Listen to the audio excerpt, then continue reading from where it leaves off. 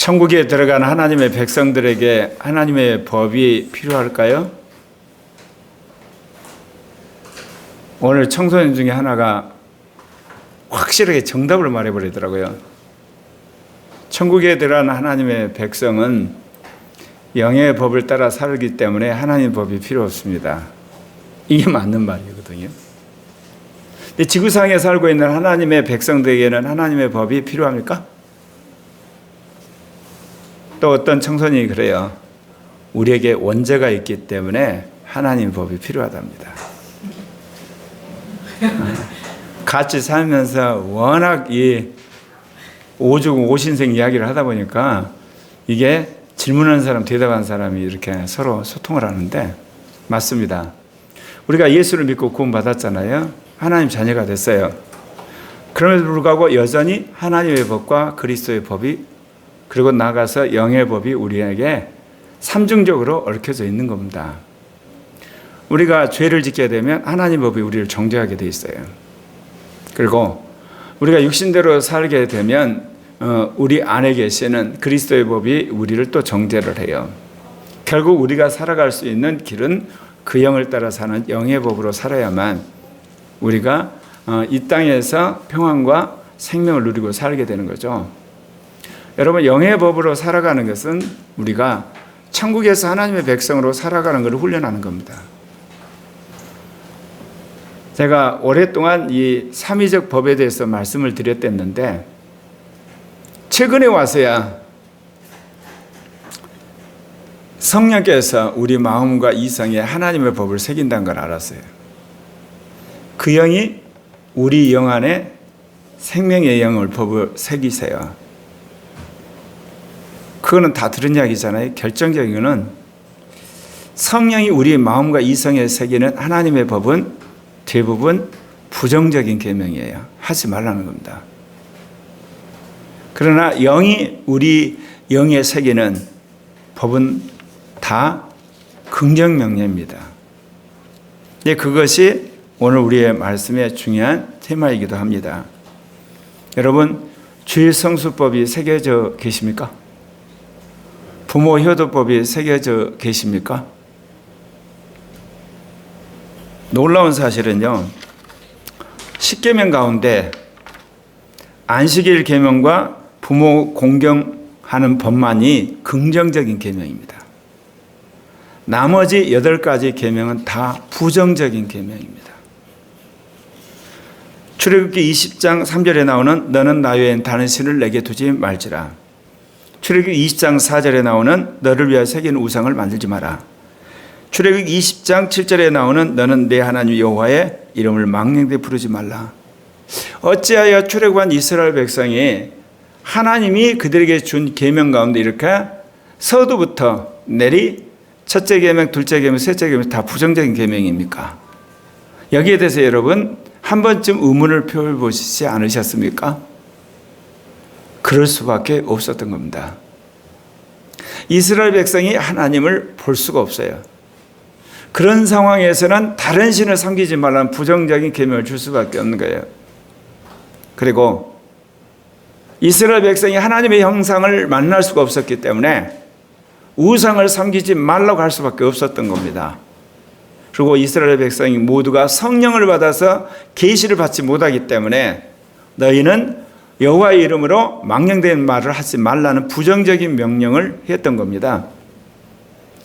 이 새 계명이 완벽하게 이제 실현이 되고 나서 예수 그리스도께서 어떻게 하신 것을 여러분 들어보면 그렇구나 이해가 가요. 부자 청년이 와서 말하죠. 내가 어떻게 해야 영생을 얻을까? 그랬을 때 주님께서 계명을 지키라 그러니까 그 부자 청년이 그래 어느 계명입니까? 그때 이제 주님이 하신 말씀이 있습니다.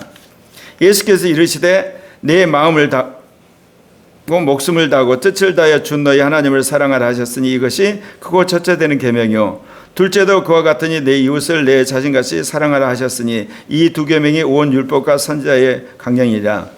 제가 이게 나중에 할 걸 먼저 읽었네요.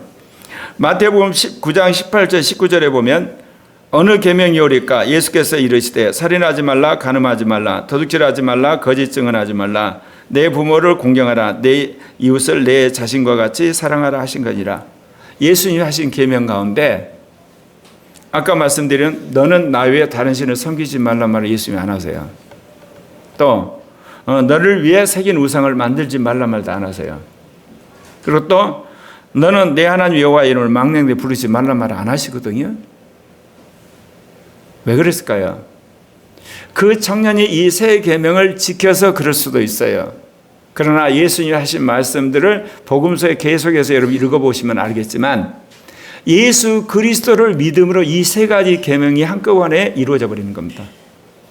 예수 그리스도를 통해서 하나님 아버지를 우리가 알게 됐어요. 그러니까 굳이 다른 신을 섬기지 말라는 계명을 줄 필요가 없는 거예요. 그리고 이 땅에 하나님의 아들이 오셔서 하나님의 형상을 우리에게 보여주고 그분을 우리가 들었을 뿐만 아니라 만졌어요. 그런데 하나님의 형상을 우리가 굳이 봤는데 다른 우상을 섬기지 말라고 만들지 말란 말을 할 필요가 없는 거예요. 그리고 또 우리가 성령을 받아서 영의 음성을 듣고 있는데 망령된 말을 하지 말라는 부정적인 계명을 할 필요가 없는 겁니다. 우리가 이거를 볼 때 뭐냐, 왜 이스라엘 백성이 이렇듯 다른 신을 섬기지 말고 우상을 만들지 말고 망령된 말을 하지 말라고 했던 결정적 이유가 뭐냐, 이 땅에 예수 그리스도가 오셔서 삼위일체 하나님을 계시를 안 했기 때문에 그런 거예요. 예수 그리스도가 오심으로 삼위일체 하나님을 계시해버렸기 때문에 이제는 주님께서 그 말씀을 안 하신 겁니다. 그런데 우리가 이 하나님을 섬기고 예수 그리스도를 섬기고 성령을 섬기는 데 있어서 그거를 객관적으로 섬긴다고 하는 믿음의 증거가 뭡니까? 그게 바로 오늘 말씀하신 네 번째 계명입니다. 주님께서 나 위에 다른 신 섬기지 말라고 그랬잖아요. 내게 두지 말라고 그랬고, 너를 위해서 새긴 우상을 만들지 말라고 그랬고, 그리고 망령된 말을 하지 말라고 했는데 그것을 구체적으로 실천하는 게 뭐냐? 안식일을 지키는 겁니다. 우리는 하나님을 믿는 신앙을 굉장히 추상적으로 생각하기 쉽습니다. 그 관념적으로 이야기를 하고 주관적으로 이야기를 하는데 객관적으로 내가 삼위일체 하나님을 섬긴다. 뭐로 여러분 증거할 겁니까? 주의 성수로 여러분 그거를 증명하는 겁니다. 그렇기 때문에 유독 첫째, 둘째, 셋째 계명은 부정적인 명령인데 마지막 긍정적인 계명이 있어요. 그게 안식일을 기하여 거룩하게 지키라, 그렇게 이야기한 겁니다. 적어도 내가 크리스찬이다. 주관적으로는 예수님은 나의 구주, 나의 하나님이라고 고백하는 겁니다. 그러나 객관적으로 나는 예수 그리스도를 믿는다. 뭐로 증명하실 겁니까? 주일 성수하시는 것으로 여러분 증명하는 겁니다. 그래서 주님이 1계명, 2계명, 3계명은 부정적인 명제로 했는데 마지막 안식일을 기하여 거룩하게 지키라는 말로 긍정 명제를 주신 거예요. 이스라엘 공동체가 제사장 나라의 거룩한 민족이라는 정체성을 지킬 수 있는 결정적인 근거가 뭡니까? 안식일에 제사 지는 겁니다. 안식일에 예배 드리는 것 때문에 유지되는 거예요. 그런데 오늘 주님께서 이 말씀을 하시는데 신명기를 보면 내 하나님 여호와가 내게 명령하던 안식일을 지켜 거룩하게 하라고 그렇게 말씀을 하세요. 그러니까 여러분이 하나님의 자녀로서 세상과 구분된 최초의 행위가 뭐냐? 안식일 지키는 겁니다. 그렇기 때문에 단순히 주님이 너희 안식일 기억해서 지키라가 아니라 거룩하게 되라고 말씀하시는 거예요. 나는 세상과 구별된 거룩한 하나님의 백성입니다. 뭐로 증명할 거냐요? 여러 가지 우리의 삶의 윤리적인 게 있어요. 근데 최초로 그를 하나님 앞에 증명해 보이는 것이 안식일을 지키는 겁니다. 그러면서 신명기 5장 13절에 엿새 동안은 힘써 내 모든 일을 행할 것이나 일곱째 날은 내 하나님 여호와의 안식일인즉 너나 내 아들이나 내 딸이나 내 남종이나 내 여종이나 내 소나 내 낙이나 내 모든 가족이나 내 문 안에 유하는 객이라도 아무 일도 하지 못하게 하고 내 남종이나 내 여종에게 너같이 안식하게 할지니라. 여러분 6일은 나에게 준 시간이에요. 그러니까 열심히 일하셔야 됩니다. 7일은요 하나님의 시간이에요. 주님이 여기서 명확하게 소유권을 그렇게 썼어요. 일곱째 날은 내 하나님 여호와의 안식일이다 그랬어요. 나도 안식이니까 너희들도 다 안식해. 그렇게 말씀하신 겁니다.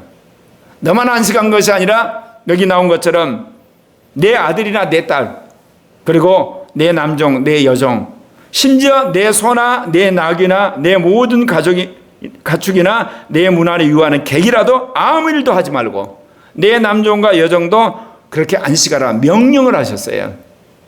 그러니까 개인적으로 나만 있는 게 아니라 내 권위 안에 있는 모든 사람들, 모든 피조물도 안식하라 명령하신 겁니다. 이 날이 거룩하게 구별된 날이기 때문에 그렇습니다. 이것은 사회학적으로 말하면 그 당시 대부분 사람들이 노예살이를 하고 있었는데 노예들을 해방하는 날이기도 합니다. 안 그렇습니까? 여러분 생각해 보십시오. 제가 늘 하는 이야기였습니다. 안식일에 쉬지 않게 되면 인간은 평생 동안 노동하다 가는 사람이 되는 거예요. 그러니까 그러다 보니까 사람이 어때요? 마음대로 쉬는 거죠. 내키는 대로. 그랬을 때 그 사람의 신체적인 리듬을 지켜줄 수 있을까요? 사회적인 약속이 지켜줄 수 있을까요? 국가적인 어떤 기반이 제대로 될 수 있을까요? 참 하나님 놀라운 분이십니다. 7일날 안식해라. 그렇게 말씀하신 겁니다. 그런데 이 안식일은 이스라엘 백성에게 주님이 부여하신 바가 있습니다. 신명기 5장 15절 오늘가 읽을 때 주님 뭐라고 그래요? 너는 기억하라. 너가 애굽 땅에서 종이 되었더니 내 하나님 여호와가 강한 손과 편팔로 거기서 너를 인도하여 내었나니 그러므로 내 하나님 여호와가 내게 명령하여 안식일을 지키라 하느니라. 내가 너희를 구원해냈다. 그것을 기념해서 너희를 안식일을 지키라는 거예요. 그러니까 안식일 날은 뭐냐? 하나님이 우리를 해방했어요. 해방했으니까 내 육체도 해방해야 되는 거예요. 내 아들, 딸과 내 남녀 종들과 내 안에 있는 소와 가축 모두도 그날 해방을 시켜줘야 돼요. 그래서 안식한다 그 이야기예요. 너희들이 애굽의 그 노예살이에서 내가 너를 해방시켜 줬지 않냐. 그렇다면 너희들 7일 때 내 수하에 있는 모든 사람도 해방시켜 줘야 되지 않냐. 그 이야기 하시는 겁니다. 이건 굉장히 혁명적인 이야기인 겁니다. 근데 우리는 이게 혁명적으로 느끼지 않죠. 왜 그러냐. AD 313년 기독교가 국교가 되면서 모든 사람들 주의를 지키게 해버렸어요. 해방을 선언한 거예요. 그런 문화권이 있나요? 없어요, 여러분. 그런데 사람들이 그것을 기독교가 국교가 된 한마디로 잘못된 것만 엄청나게 이야기하거든요. 사실 그거 하나만으로 인류는 놀라운 해방을 맞이하게 된 겁니다. 7일에 한 번 쉬는 거. 주님이 그 말씀을 하셨어요. 그러면 이날에 뭐 하겠습니까? 안식하는 날. 그날이 여호와 하나님의 소유하는 날이라니까요. 그러면 우리는 여호와 하나님을 만나는 날이 돼야 돼요. 그래서 제사를 드렸던 겁니다. 그런데요, 우리가 십계명을 보게 되면 이제 6가지 계명이 있는데 출애굽기 20장 13절에 보면 살인하지 말라. 출애굽기 20장 14절에 보면 간음하지 말라. 출애굽기 20장 15절에 도둑질하지 말라. 출애굽기 20장 16절에 내 이웃에 대하여 거짓 증거하지 말라. 출애굽기 20장 17절에 내 이웃의 집을 탐내지 말라. 여기도 다 부정적인 계명이에요. 제가 물어봤어요. 청소년들한테 왜 여기는 부정적인 계명이냐? 그건 잘 모르더라고. 왜 그럴까요? 우리가 선하게 살 능력이 없어요. 우리가 거룩하게 살 능력이 없어요. 우리가 이 땅에서 진실하게 살 능력이 없어요. 비록 이스라엘 백성이 애굽으로부터 탈출을 해서 그들이 해방을 받아서 이제 하나님이 기뻐하시는 거룩한 땅 가나안 땅에 들어갈지라도 그들은 여기서 말한 것처럼 화목할 능력이 없어요. 그리고 또한 그들이 정말 성적으로 깨끗하게 살 능력이 없단 말입니다.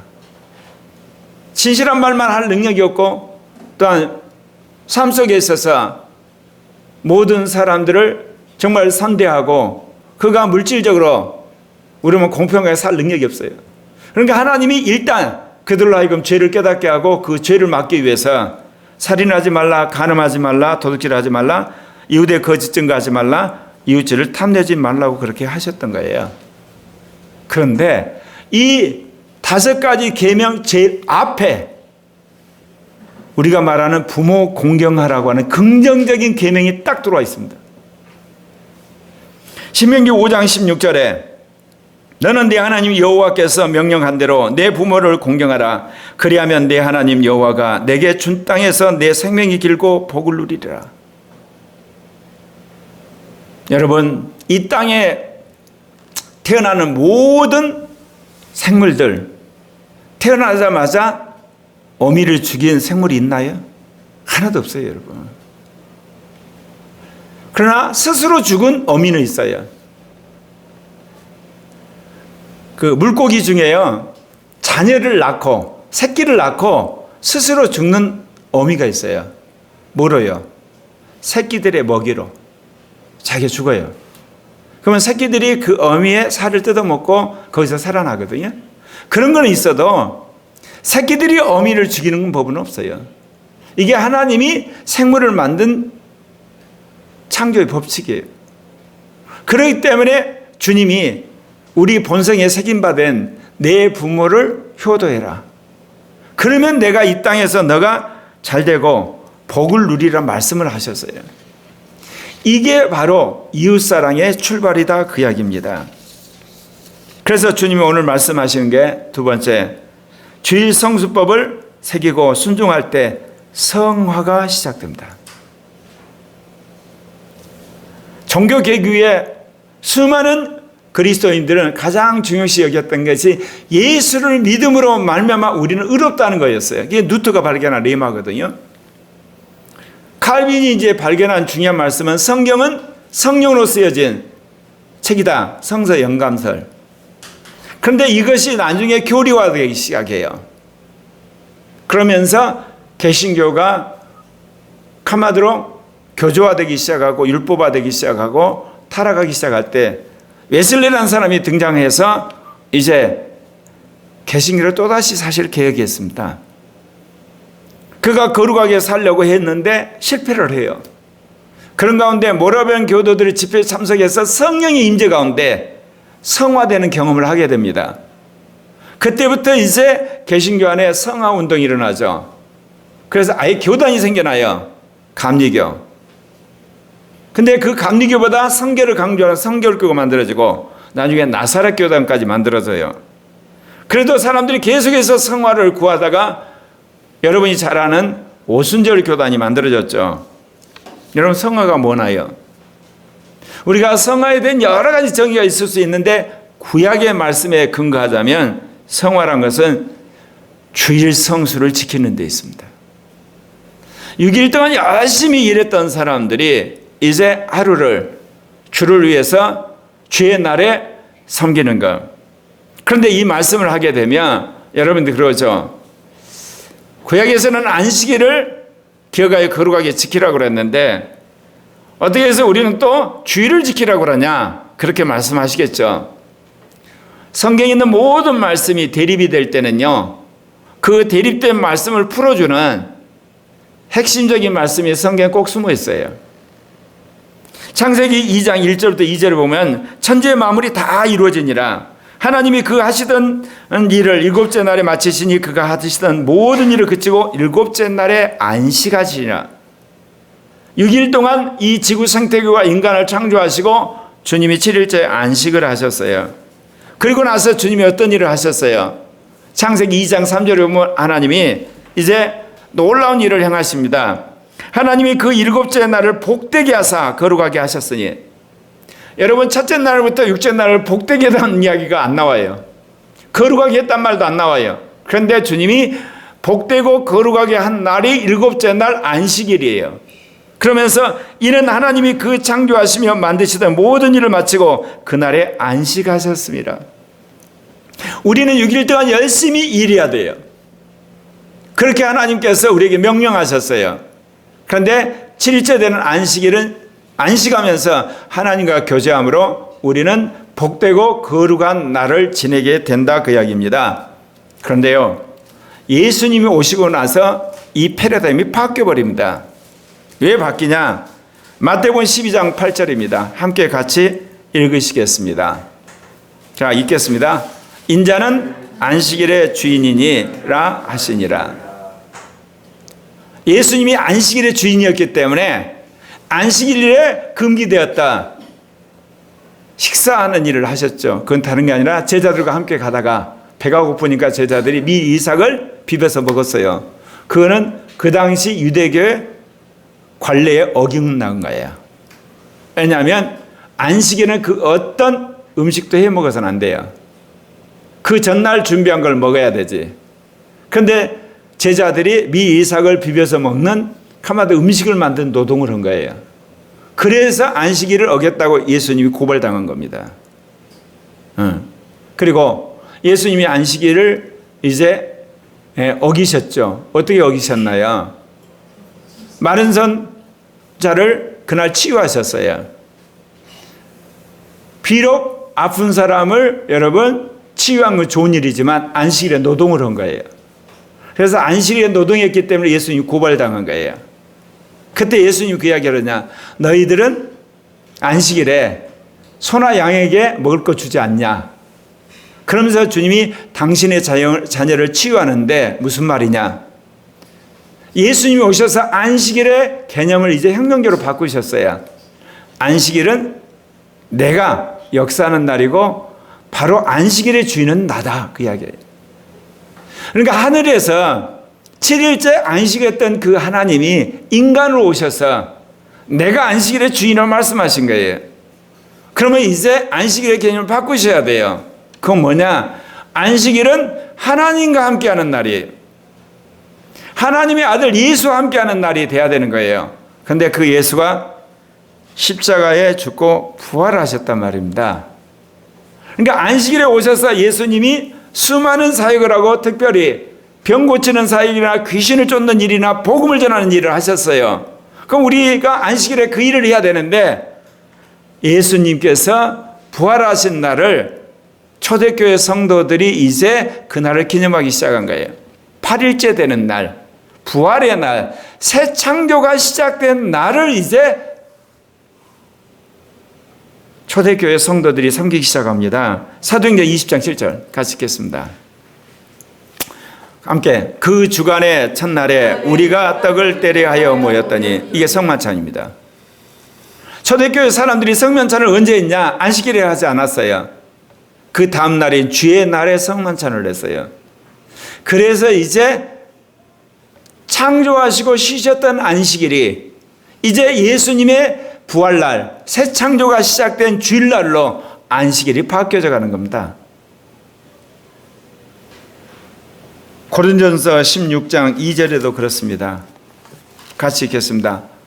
매주 첫날에 너희 각 사람이 수입에 따라 모아두어서 내가 갈 때 연보를 하지 않게 하라. 매주 첫날에 그들이 모여서 헌금을 한 겁니다. 예배를 드리면서. 그래서 초대교회는 이제 안식일을 지키는 게 아니라 주일을 지키게 되었다는 겁니다. 하나님이 창조를 하고 쉬신 날을 지키는 것이 아니라 예수가 부활함으로 말미암아 새 창조가 시작된 날을 기념하기 시작했어요. 이것 때문에 초대교회에 안식일을 지키는 사람들과 주의 날을 지키지 않는 사람들 사이에 신학 논쟁이 생겼어요. 그때 사도 바울이 그게 신학적으로 정리해 준 것이 골로새서 2장 16절부터 17절이에요. 제가 읽어드릴게요. 그러므로 먹고 마시는 것과 절기나 초하루나 안식일을 이루어 누구든지 너희를 비판하지 못하게 하라. 이것들은 장래일의 그림자이나 몸은 그리스도의 것이나. 여기 보면 먹고 마시는 거 모여서 같이 엔찬식을 했거든요. 그리고 어떤 절기들, 구약의 절기들, 초하루, 매월 초하루 지켰던 월삭일, 그리고 안식일에 그들이 쉬었지 않습니까? 그런 것 가지고 이제 갑론으로 하지 말라는 겁니다. 예수 그리스도가 오셨기 때문에. 그러면 예수 그리스도가 오셨기 때문에 우리가 지켜야 할 날은 주님이 부활하신 날, 바로 주의 날을 거룩한 안식일로 지키게 되었다 그 이야기입니다. 그래서 이스라엘 백성은 출애굽 날을 기념해서 안식일을 쉬었지만 이제 부활한 예수 그리스도를 믿는 우리는 주일을 성수하게 되었다 그 이야기입니다. 그렇다면 하나님을 아버지로 섬기고 예수 그리스도 하나님의 형상인 그리스도를 구주로 섬기고 성령을 받은 우리가 이 땅에서 거룩해 된 삶의 자기 증거를 뭐로 증거할 거냐? 주일 성수로 증거하는 거예요. 그래서 2000년 기독교 역사에서 주일 성수를 그렇게 여러분 중요시 여겼고, 이것 때문에 순교까지 하고, 이것 때문에 하마 독재정부가 싸웠던 겁니다. 오늘날도 여전히 마찬가지입니다. 다원화 시대가 되어서 여러분 한날 한시에 여러분 주일을 섬길 수 없을지라도 여러분 다른 날이라도 여러분 정해서 그 하루를 거룩한 안식으로 지키셔야 됩니다. 오늘 주님이 우리에게 말씀하시는 거예요. 아까 제가 성화운동에 대해서 이야기했죠. 그들이 성화운동 이야기를 했는데 그 성화가 무엇인가에 대한 명확한 기준이 없는 거예요. 어떤 사람은 욕을 안 하는 거, 어떤 사람은 음란하지 않는 거, 어떤 도둑질을 안 하는 거, 어떤 사람은 싸우지 않는 거 다 그러죠. 그런데 주님은 세상으로부터 구별된 성화를 뭐로 보시냐? 주일 성수하는 것으로 보십니다. 왜 그러냐? 여러분이 주일 성수하게 되면 하나님 말씀을 듣습니다. 성령의 충만을 받습니다. 성도 간에 서로 교제를 합니다. 그리고 영적인 하나님으로부터 여러 가지 성경의 미션을 받습니다. 그럴 때 무슨 일이 벌어집니까? 음란한 게 끊어지는 거예요. 그때 거짓말이 끊어지는 거고, 그때 여러분이 악함을 알고 악함이 끊어지는 거고, 그때 여러분이 잘못된 걸 회개하고 세상을 여러분 결단하게 되는 거 아니에요? 물론 주간에 여러분이 평일날 여러분 그렇게 할 수가 있어요. 그러나 믿는 모든 형제가 공동체로서 거룩하게 되는 방법은 뭐겠어요? 주일 성수하는 겁니다. 그래서 주님께서 주일 성수를 이야기해요. 요즘에 정말 악한 목사들이 있어요. 안나가 교인들을 위해서 목회한대요. 전도하는 건 이해가 가요. 목회한다는 이야기는 뭐예요? 그들을 멸망의 길로 인도하는 거예요, 여러분. 목회가 있을 수 없어요. 재전도하셔야 돼요. 뭐로 전도해야 하겠까? 여러분, 가난한 성도가 되지 말고 주일 성수는 성도가 되십시오. 여러분은 성령을 받으셨습니까? 영이 여러분에게 뭐라고 이야기하십니까? 영이 여러분에게 가난한 성도로 살라고 그럽니까? 주일 성수하는 성도로 살라고 말지 않습니까? 여러분 성령을 받았습니까? 악령을 받았습니까? 그 이야기를 해야 되는 거예요, 여러분. 성경 어디에 안나가 성도를 위해서 목회합니까? 엄밀히 말하면 안나가 성도가 아니에요. 안나가 신자예요. 그리고 안나가 육신적인 신자예요. 안나가 멸망의 길로 치닫는 성도, 신자가 되는 거예요, 여러분. 주님의 몸된 교회는 주일날 모여서 예배를 드리고 서로 교제를 나누고 말씀을 배우게 되고 함께 전도하고 성령의 기름 부음을 받음으로 주님의 몸된 교회가 그 지역에 출현하는 거예요. 제가 왜 코리아 교회라고 지은지 아세요? 앞으로 우리가 교회를 지을 때 저는 지역 명칭을 쓸 거예요. 고유명사 안 써요. 왜 그러냐면요, 예수 그리스도가 십자가에 죽고 부활해서 하늘나라 가버리셨죠. 그러면 이 땅에서 예수 그리스도를 어떻게 살죠? 우리는 그러죠. 성경을 통해서 안 돼요. 성경을 통해서 믿는 것이지 성경을 통해서 예수를 만날 수는 없어요. 구체적으로 뭐를 통해서 만나냐? 교회를 통해서 만나요. 믿는 사람을 통해서 예수를 만나는 거예요. 예수가 몸이 없는 영으로 왔나요? 예수는 몸을 가진 완벽한 인간으로 왔어요. 그러면 예수를 만나려면 완벽한 몸을 가진 예수의 몸이 필요해요. 그게 바로 교회고 그게 믿는 사람이에요. 근데 그 교회가 어디에 출현하냐? 지역에 출현하는 거예요. 화양동에 출현하고 모진동에 출현하고 군자동에 출현하고 그리고 송정동에 출현할 때 그 교회를 보면서 예수 그리스도를 보고 듣고 만지고 경험함으로 그리스도를 믿게 되고 그리스도의 몸에 합류하게 되는 겁니다. 그래서 캐톨릭은 이름을 질 때 어때요? 동 이름을 꼭 넣죠. 이게 성경적이에요. 개신교는 교파적이에요. 목회자의 신학에 따라서 이름 지어버려요. 소망의 교회, 사랑의 교회, 믿음의 교회. 성경에서 말하는 주님의 몸된 교회에 대한 교회론이 잘못된 거예요. 교회는 지역에 존재하는 거예요. 심지어 신학적으로 무슨 이야기하느냐? 하늘에도 교회가 있대요. 무지막지하게 무식한 거예요. 여러분, 하늘에는 교회가 없어요. 이스라엘 12지파가 있는 거예요. 구원받은 사람들이에요. 교회는 이 땅에 몸을 가진 믿는 백성들의 공동체예요. 성령 받은. 왜 이야기를 하는지 이해가시죠? 이 동에서, 이 화양동에서 그리스도를 보여주고 들려주고 만지게 하는 실체가 뭐냐? 교회예요. 근데 그 교회가 언제 그것을 확실하게 드러내느냐? 주일날 예배를 드림으로. 그리고 여러분 또한 주일날 성수로, 주일 성수하기 위해서 교회에 오므로 말미암아 그걸 확인한다, 그 이야기예요. 그만큼 주일 성수법이 중요한 거예요, 여러분. 제가 철이 들어서 이런 이야기를 여러분에게 알려드린 겁니다. 사랑하는 형제 자매 여러분, 내가 세상에서 구별된 성화하는 백성이다. 그 첫 번째 여러분 행동은 주일 성수하시는 겁니다. 세 번째, 부모 효도법을 새기고 순종할 때 축복을 받습니다. 자본주의 사회를 사는 수많은 사람들이 그래요. 어떻게 하면 돈을 벌까? 내가 1년 전부터 그랬어요. 우리 두 아들들한테 제발 주식하지 말아라. 근데 내 말 안 듣더라고요. 왜? 에이, 아빠는 돈 몰라. 아빠 지금까지 주식에서 망하고 집 사지 말라고 해서 망했잖아. 맞아. 근데 이 말을 이번에는 내 말 들어. 내 말. 지금까지 틀렸지만 이번에는 맞아. 참 청개구리야 사람이. 지금 어떻게 됐어요? 여러분, 인터넷이 발달하고 이 AI가 있어서 이거를 전부 막고 가고 있는지 지금 경제 공황으로 들어온 거예요, 여러분. 어떻게든지 그걸 막는 거예요, 지금. 이 시스템이 워낙 있어서. 그 이유가 뭐예요? 소련이 망하고 나서 공산권이 붕괴됐잖아요. 그러니까 미국을 비롯한 서방권이 어떤 환상을 품었냐면 이 중국이라든지 북한이라든지 러시아에게 어때요?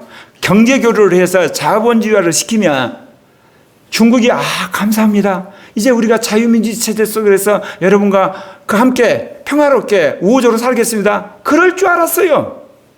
심지어 러시아도 그런 줄 알고 열심히 러시아와 교류를 했어요. 북한으로도 마찬가지예요. 그래 햇빛 정책을 했잖아, 김대중 대통령이. 인간을 모르고 체제를 모르고 이념을 모르는 거예요. 그랬을 때 어때요? 러시아나 중국이나 북한이 그거를 이용해 가지고 군비 경쟁을 하고 그 다음에 경제적을 확보하고 강력한 자기 세력을 구축한 거예요. 나중에서 그거를 미국이 안 거예요. 그래서 중국하고 이제 싸움을 시작했죠. 나중에 독일이라는 인간들이 이제 알고 러시아하고 싸움을 시작한 거예요. 그럼 어떻게 되겠어요? 전 세계가 하나로 됐던 이 경제 네트워크가 뭐로 되겠어요? 두 개로 딱 쪼개지는 거예요, 여러분. 지금 그 와중에 있어요. 명확해요, 이제는. 러시아, 북한, 중국, 이란, 그 다음에 베네수엘라. 이 그룹들을 전부 포위해가지고 그들을 말려주고는 시스템으로 이제 들어간 거예요, 이게 공급망 구축이라는 말로 표현된 건데, 다른 말로 말하면 이걸 왕따시켜서, 그래, 너희들끼리 알아서 해봐. 우리는 다 이제 둘러쳐가지고 너희들 죽이겠어, 경제적으로. 여러분, 어떻게 해서 소련과 공산권이 망한 거 아시죠? 소련과 공산권은요, 스스로 똘똘 뭉쳐가서 우리끼리 공산주의 경제를 이룩하자 그랬어요. 그래서 실제로 냉전 치하에서는요, 공산권과 이 자본주의권의 경제적 교류가 없었어요. 그런데 어때요? 한번 해보자. 러시아 혁명 이런 게 1917년이죠. 70년 만에 공산권 경제가 붕괴돼서 그냥 몰딱 망한 거예요. 근데 그거를 이제 다시 시작하겠다는 겁니다. 미국과 독일이, 전 세계가 있는 모든 경제적 네트워크 다 끊어버리고, 그래 너희들끼리 한번 해봐. 우리끼리 할게. 누가 더 경제를 발전시키고 잘 사는가 보자. 지금 그 시스템으로 가는, 이건 절대로 여러분 물러서질 않아요. 왜 세계 경제 이야기 하는지 아십니까? 지금 이 땅에서 우리가 물질적으로 잘 사는 법, 경제적인 풍요에 있어서 개인적으로 복을 받는 이야기를 하는데, 이것과 밀접한 것이 세계 경제이기 때문에 일단 여러분에게 말씀을 드리는 거예요. 그래서 지금까지 세계가 글로벌 경제로 이어졌던 모든 WTO 체에서 이게 두 개로 지금 갈라져 나오면서 엄청난 파열음이 일어나고 있어요. 근데 이 와중에 한국 경제는 살아납니다. 하나님이 윤석열 정부를 세우신 이유가 그거예요. 네. 살아나게 했어요. 거꾸로. 이거는 세계 차원에서 하나님 하신 이야기고, 이제 개인적으로 내가 이 땅에서 하나님 물질을 축복 온 걸 받고 어떻게 편안하게 살 것이냐, 부모에게 효도하시는 겁니다. 신명기 5장 16절에 너는 네 하나님 여호와께서 명령한 대로 네 부모를 공경하라. 그리하면 네 하나님 여호와가 내게 준 땅에서 내 생명 길고 복을 누리리라.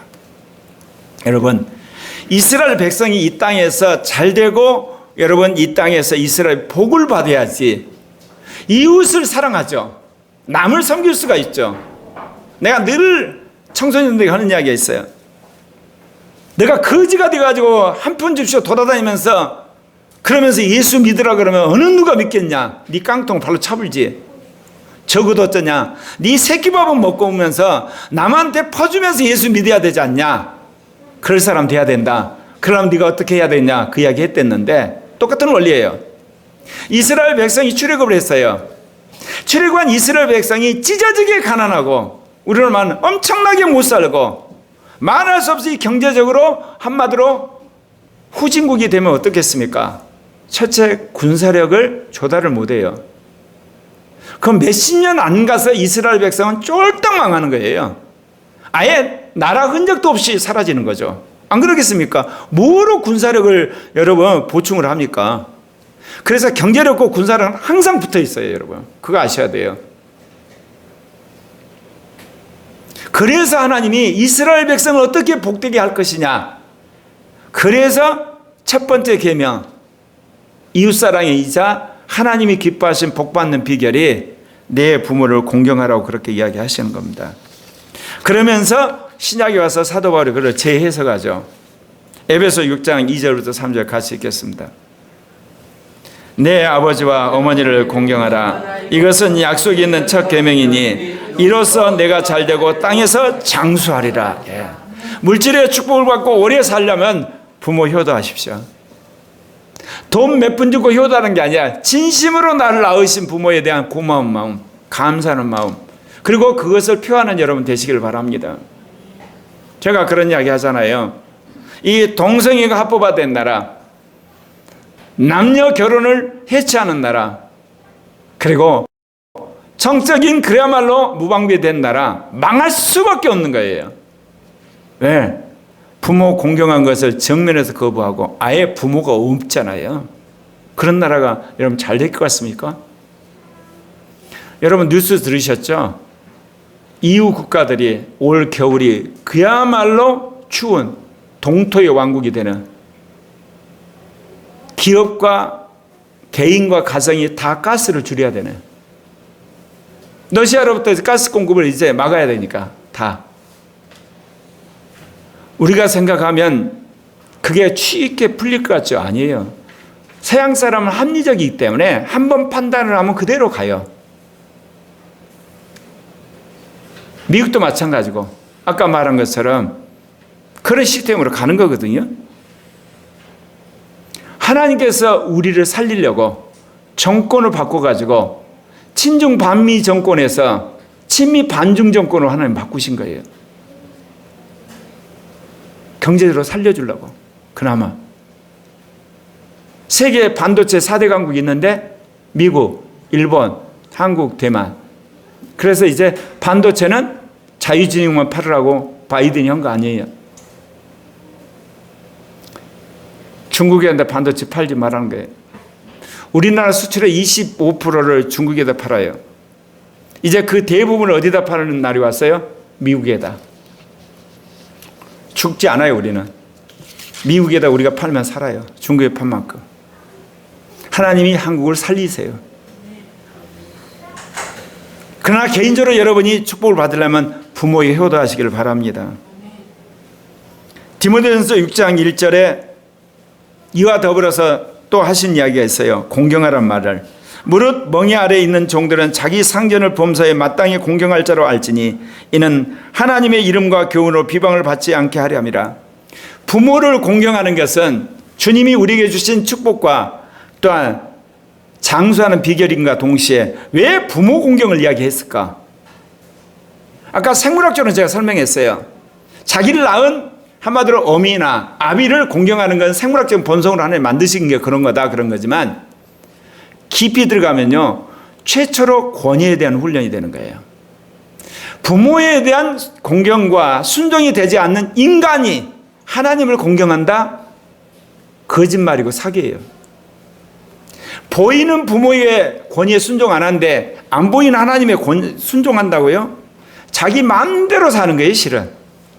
자기 마음대로 하나의 설정해 놓고. 하나님에 대한 순종의 훈련을 누구한테서 받냐? 부모에게서 받는 거예요. 그러니까 내가 너를 복주고 장수하겠다고 이야기하는 거예요. 이게 영적이고 성경적인 해석이에요. 생물학적인 해석은 너를 낳아준 어미나 아비를 공경해라, 이거는 본성적으로 그런 뜻이고요. 그렇기 때문에 사도 바울이 이제 자기의 상전들에 대해서 순종하라고 이야기해요. 제가 그랬죠. 쿠데타를 하더라도요, 권위에 순종을 해야지 성공을 해요. 전두환이가 대통령이 되는데 먼저 뭐가 된지 아세요? 보안사령부 사령관에 있다가 그가 나중에 한마디로 중앙정보부장이 돼요. 그 다음에 처결을 밀고 나서 자기가 대통령이 됐어요. 그렇게 절차를 밟아요. 그 절차를 어긴 사람은 죽는 거예요. 대표적인 사람이 여러분 아시죠? 국민의힘 이준석이. 여러분, 권위를 어기면요, 그 대가를 어디든지 당하는 거예요, 여러분. 아무리 똑똑하든 아무리 힘이 있든. 이게 하나님 만든 창조의 법칙이에요. 제가 있었던 교회, 젊은 날이었죠. 교회 개경단 열심히 있어가지고 부목사 시절인데 장로님들이 새벽기도 안 나온다고 그러고 장로님들이 전도 안 한다고 그러고 장로님들이 기도 안 한다고 그래가지고 내가 장로님들은 찍혔잖아. 그리고 부목사 안수 받아야 되는데 안수 안 주겠대. 왜? 말 안 들으니까 나가라는 거지. 그래도 신영경 목사님이 참 마음이 좋으신 분이야. 나를 호텔로 딱 불러가지고 레스토랑에서 고 목사, 장로들이 안수를 안 준대. 그런데 내가 그랬네. 젊은 목사 앞길을 잡으려고 그러나 안수를 주고 대신 자네 유학 간다고 이야기를 했지. 월말에 유학을 가서. 그래서 타협 안으로 내가 안수를 받은 사람이야. 별거 아니야. 새벽 예배 때 장로님들 새벽 예배 안 나오고 기도 안 하고 전도 안 한다는 이야기 좀 괜찮은 말이잖아. 뭐가 잘못됐어? 교회 전체를 이끌어간 장로님들인데 근데 그게 딱 미움을 사가지고 목사 안 준대. 내가 권위에 대한 훈련을 얼마나 받은 사람인 줄 아세요? 성민교회 교육전도사인데 3번 이력서 냈다고 그랬죠? 순종해가지고 그것도 됐어. 그래서 나름대로 이제 목사 안수까지 받으려는데 또 아까 말에 안수 안 준다고 쫓아내면 되잖아. 그래서 네, 알겠습니다. 그래가지고 안수 받았어요. 여러분, 하나님의 나라의 종으로서 해야 할 가장 중요한 훈련이 뭔지 아세요? 주일 성수법, 거룩게 되는 훈련. 그건 객관적인 거예요. 주관적으로는요, 권위에 순종하는 거예요. 그래야만 하나님이 여러분을 높이세요. 높인다는 게 뭐예요? 권력을 준다는 뜻이 아니에요? 권위를? 근데 권위에 반항한 자를 권위에 올려놓으면 어떻게 했어요? 반역을 한 거죠. 그래서 베드로전서 2장 17절에 뭐라고 그러냐? 무사람을 공경하며 형제를 사랑하며 하나님을 두려워하며 왕을 존대하게 나오는 거예요, 여러분. 네. 권위에 복종하기 때문에 하나님이 복을 주는 거예요. 근데 그 첫 번째 권위의 복종이 누구냐? 부모예요. 나를 낳아주시고 나를 위해서 기도해 주시고 사랑하는 그 부모. 그런 부모의 권위에 순종도 안 하는데 상전에게 순종한다? 말이 안 돼요, 여러분. 그런데 대통령에 순종한다? 말이 안 되지. 나한테 그렇게 은혜를 베풀어주고 그렇게 수고한 사람한테 권위에도 순종하는데 누구한테 순종을 하겠어요? 전부 다 그건 거짓말이지. 형식이지. 그래서 주님 그렇게 하시는 겁니다, 이게. 아무쪼록 부모 효도함으로 이 땅에서 복 받으시고 여러분 오래오래 사시기를 바랍니다. 근데 이거는요, 예수 안 믿어도 이대로 하면 그래요. 명문 가문이 뭐예요? 잘 보세요. 부모가 자녀를 잘 키운 것도 있지만요, 자녀가 부모의 효도를 잘해요. 이게 대대로 내려온 전통 있는 가문이 명문 가문이에요. 그러지 않는 가문은 어때요? 부모가 자녀를 저주해. 자녀는 부모에 대해 거역을 해. 악순환이야, 여러분.